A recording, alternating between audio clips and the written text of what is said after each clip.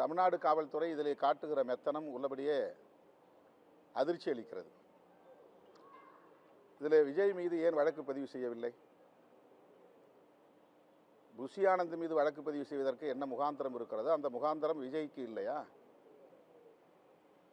Bussy ஆனந்தோடு இருக்கிற மற்றவர்கள் மீது வழக்கு பதிவு செய்கிற போது இன்னொருத்தர் அருண்ராஜ் என்று கருதுகிறேன், அவரும் உடன் இருந்து இந்த செயல் திட்டங்களை எல்லாம் வகுத்து கொடுத்தவர் தான். அவர் மீது ஏன் வழக்கு தொடுக்கவில்லை?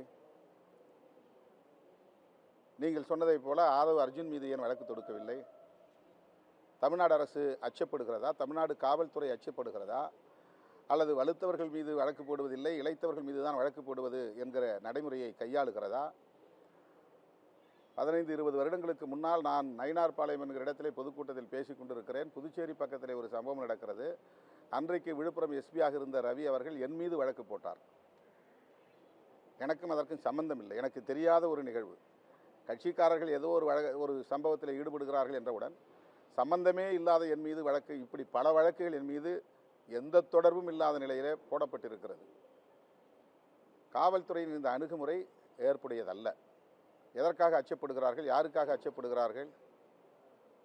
எல்லோரும் சமம் என்று பார்க்கிற போது அந்த கட்சியிலே சம்பந்தப்பட்டவர்கள், இதற்கு காரணமானவர்கள் அல்லது அலட்சியமாக இருந்தவர்கள், இந்த உயிரிழப்புக்கு காரணமான நிலைப்பாடுகளை எடுத்தவர்கள், காலதாமதம் செய்தவர்கள், வேண்டுமென்றே காலதாமதம் செய்தவர்கள் என்கிற வரிசையிலே நடிகர் விஜயும் தானே வருகிறார். அவர் மீது வழக்கு தொடுப்பதற்கு தமிழ்நாடு அரசுக்கு என்ன தயக்கம், என்ன அச்சம்?